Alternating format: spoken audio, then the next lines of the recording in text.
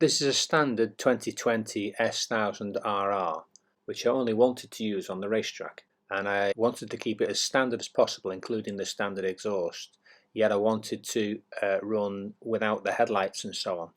So the replacement fairing, effectively I wanted a race top half fairing, but the road bottom fairing, which allows the catalytic converters to sort of stick out the bottom of the belly pan, where in the race fairing it would end up hitting the belly pan and burning the material.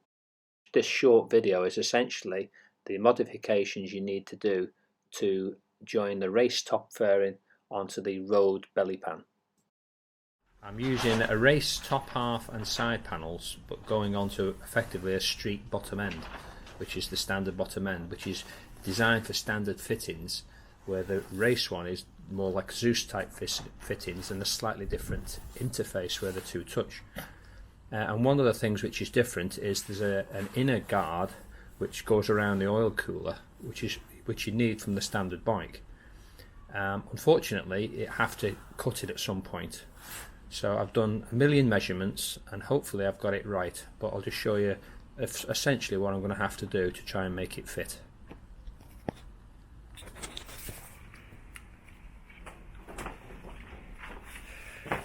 Right,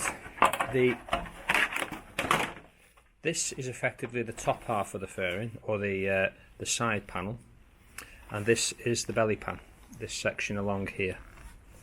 Now the interface is this section running down here, and this is the inner panel which needs to be, this would normally run right the way up into the underneath the fairing, underneath the headstock as it were. But on the race fairing, this is infilled here, so at some point it has to be cut. Now the issue is, around here there's a little web which is designed to be bolted into a standard fitting.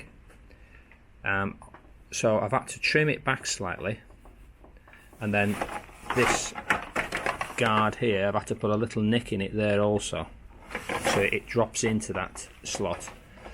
And right where the race fairing finishes, there's this lip here, and I've had to estimate approximately where that lip is going to be on this section here. Now there is a moulding mark which runs along the top there, and initially I thought that was it, but I think that's going to be too high. So I've gambled on this side and I've done it where I think it's going to need to be, which is along that's there. So I've marked it and I'm going to cut it there now. And then this hole here, it's got under the plastic push nuts, which will go into this bracket here, but obviously through the hole, which will be, and hopefully is just around here somewhere. So when this is in place, I'll then drill through the hole, through there and into that, so they all kind of line up. And that's the theory. Right, this is one side done. The infill here, I cut it off and drilled a hole. Bit of guesswork, but it's gone through pretty well, to be fair, and it lines up reasonably well, and that'll make the whole appearance of it so much neater than just a gaping kind of hole down the bottom here.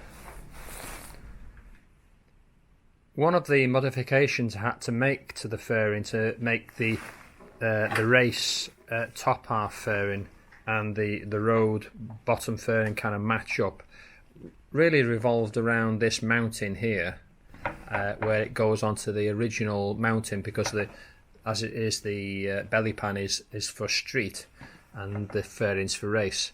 Now the fairing are designed for Zeus fasteners, and just on this section of the fairing here there was this Zeus fastener which was just interfering because it was at a peculiar angle, and even if I took the Zeus fastener out it still wouldn't go in, so I had to remove that small section.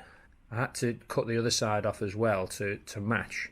So, one thing I did notice, the standard Zeus fasteners with the D-ring head, when it comes to fitting them in the race fairing at the back near the frame, you can't get them in.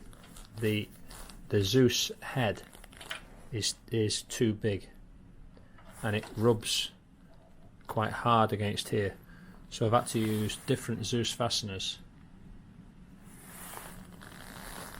than the D-ring ones. These don't fit.